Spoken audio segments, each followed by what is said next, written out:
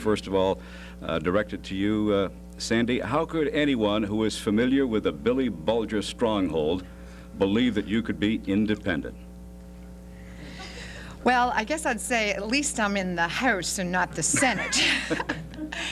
As you know, in the Senate right now, there's this Senate revolt. It'll be interesting to see what happens to the Keating, well, 7, 6, 5, and dropping. That is the reality. I also was saying to Andy, these past 3 years working out in the business community, where I've worked with CEOs and CFOs to create change in organizations, I've really learned a lot about negotiation. And that's really what government's about. Brad's right. You can go there with all your ideals, but you have to temper it with realism. My sense is that I would never compromise who I am, but you have to give and take on your issues. You're not going to get everything done that you want to get done. That's just not life. And it's not life at the State House for sure. 30 seconds, Brett. Well, I can't answer how Sandy's going to deal with the Senate President. How are you going to deal with him? I'm going to deal with him just as one member of the legislature. I will work with him on issues that I agree, and I will oppose him on issues that I disagree with. I'm sure we will win some, and I will lose others. Win some, lose one. That's how it works sometimes. 944-4175. If you'd like to call in with a question, we'll return to our panel of reporters. I'm going to toss this one up from our audience. This is directed to Brad Jones first, please. Many corporations are re-engineering the way they do business. Reinventing government is an active movement in progressive states such as Minnesota is mentioned here. What state government processes would you re-engineer in Massachusetts? First and foremost, the legislature. The legislature... You want a minute and a half, or is that your answer? No. Well, we leave it at that. I think everybody can fill in the spots. I mean, for instance, the House of Representatives just started this Science and Technology Committee, which flows out of the Senate, that was created because a Democrat in the Senate needed a chairmanship. And in the Senate, we have 32 Democrats, and they're all chiefs, and there's no Indians. And I think that's a fundamental flaw with the state legislature. I think the process can be reformed and money can be saved by reducing the number of committees. The Committee on Federal Financial Assistance, the Committee on Taxation, the Committee on Science and Technology, they could all be eliminated. There'd be no great impact. The few bills that they hear could be merged to other committees. I think that there's one right there. I would also carry over bills from one session to another and save probably $10,000 or $20,000 in printing costs every year. And there's one right there that we can start working on as soon as we're elected. Sandy, would you like me to repeat the question? No, I really believe strongly in Dave Osborne's reinventing government. I've just been saddened to see how the concepts have been pulled out and manipulated and inappropriately applied. For instance, privatization under Governor Weld has really become a negative. Privatization, introducing competition, allowing public employees to compete to be the service provider is a good. It doesn't mean taking every public service and handing it over to the private sector. What Osborne says is people want to be governed. They want less government. And you would see my decisions and my objectives supporting that philosophy. A question from our home audience and the cable television to both candidates. Do you support having a gambling casino in Massachusetts? Sandy Traynor. Again, gambling is sort of a quick fix solution. It's not a stable funding source for anything. And I guess it saddens me to think that the state of Massachusetts would want to capitalize on people's addiction.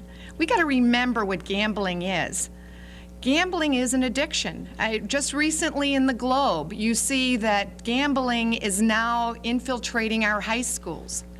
That high school students are great people to pull into gambling because their parents are online for their debts. I don't think as a state government that's where I want to look for my funding sources for education, for human services. So no, I would not be supporting casino gambling. 30 seconds, Brad. As a local official, any opportunity that comes about to use gambling at the state, I think there should be discretion given to local officials if it's going to be located in their community, and let the people of that community decide. I think it should be regulated very closely, very carefully. The fact of the matter is the state right now relies for hundreds of millions of dollars on gambling through our lottery, and that's what it is. It's gambling. We can call it what you want, but our communities right now, cities and towns, depend on that as the lifeblood to support local services, be it education, be it public safety, fire, Department of Public Works, or what have you.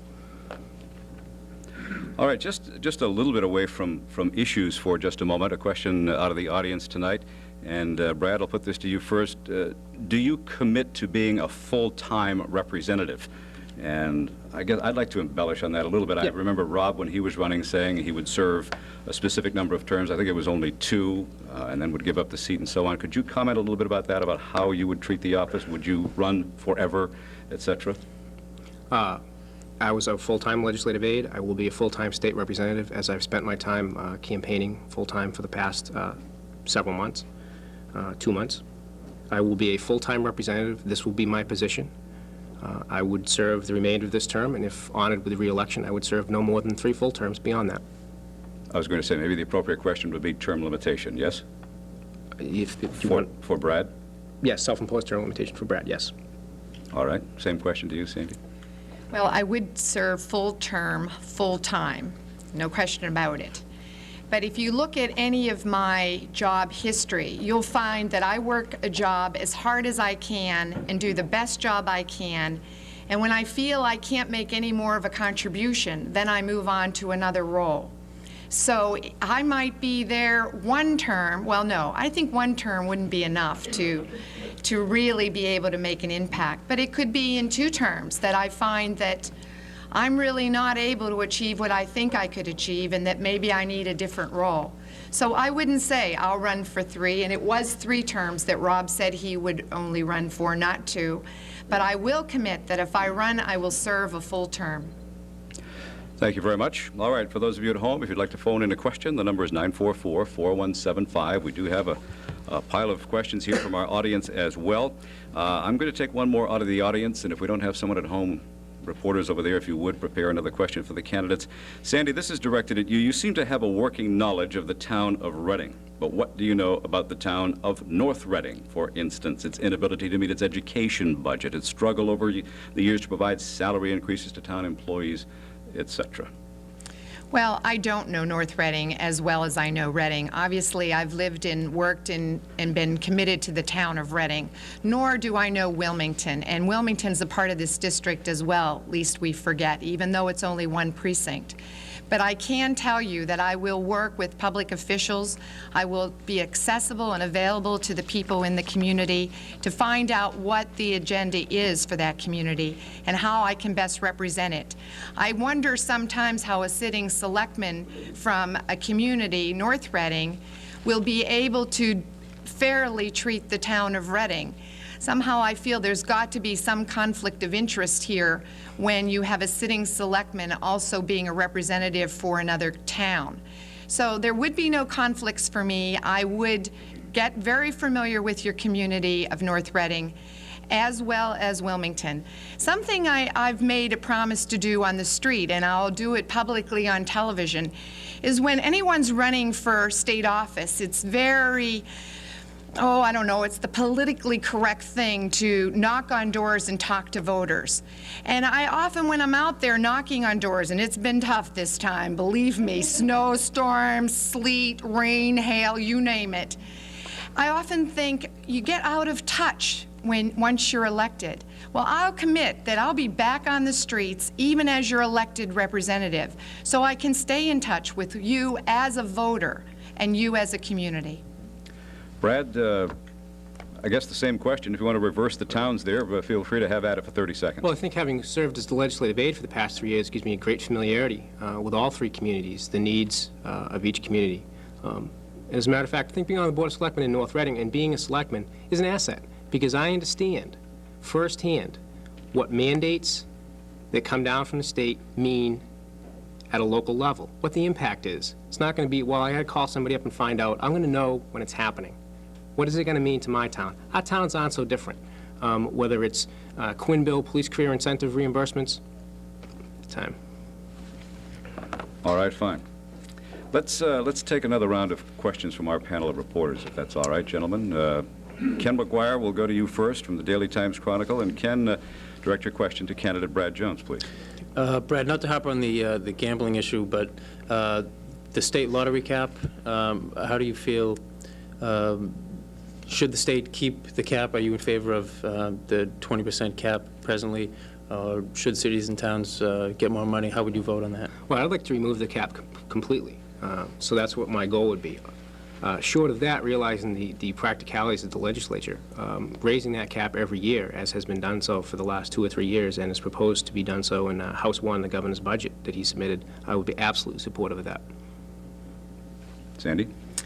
Yeah, I think the lottery and the state lottery I recognize was monies that were earmarked for the cities and towns, and I too would support raising that cap. The cities and towns have to have some support under 2.5. We cannot continue to provide the services to the people with the community. There's a stranglehold on the communities, and that's some relief. Andy DeVillis, Boston Globe, Northwest Weekly. A question for Sandy Traynor, please. Well, something that affects everybody's pocketbooks and wallets. Is the graduated income tax a fair and equitable way to allocate resources? Or is it a disincentive for people to achieve who might say, well, the more I make, the more they take, so what's the sense? Well, I do support the graduated income tax, and I would have thought it was the reverse. Right now, those who make less pay more. And so I feel that if we're going to have a fair tax, it really needs to be a graduated income tax. And so therefore, in fairness, that's the direction we should go. Most people won't pay any more taxes than they're paying currently. But the people who can less afford to pay will have some tax relief. 30 seconds, Brad. Well, I do not support the graduate income tax as proposed by the Tax Equity Alliance of Massachusetts. I don't, quite frankly, trust the legislature at this particular time with this particular makeup to follow through on what the ballot question is. I think there's some serious questions that need to be addressed, and therefore I do not support the graduate income tax proposal. All right, Bob Trost from the North Reading Transcript. A question for Brad Jones, please. Welfare reform proposals are once again on the docket on Beacon Hill. These things seem to come up with startling regularity. What is the difference this time, and what would you do to reform the system? Well, clearly, I think the difference this time is that I think there's more public awareness, more public pressure, which unfortunately seems to be what drives a great many of the decisions that are made by the legislature. It's kind of an unfortunate situation right now because the legislature, even with the best of intentions, you have the historical defenders of the status quo trying to reform a system that they've created and perpetuated. Welfare in our state should be a helping hand, not a hand that holds and encourages people to stay down.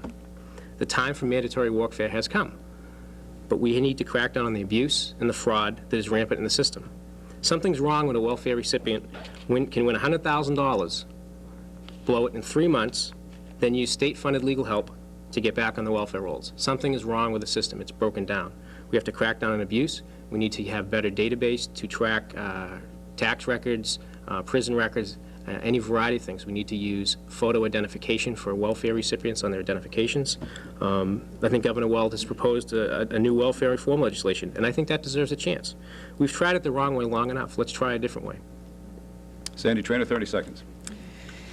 Welfare reform really is a necessary process that has to go on in a very comprehensive way. It's interesting because welfare started as a program to help people, and in the process, it really did a disservice for people. It created an entitled society, and it really created a level of poverty where people are trapped.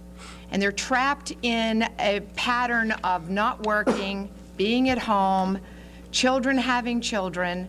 There's so many social ills that sprung from a program that was meant to be a positive in people's lives. As a Democrat, I'll take responsibility.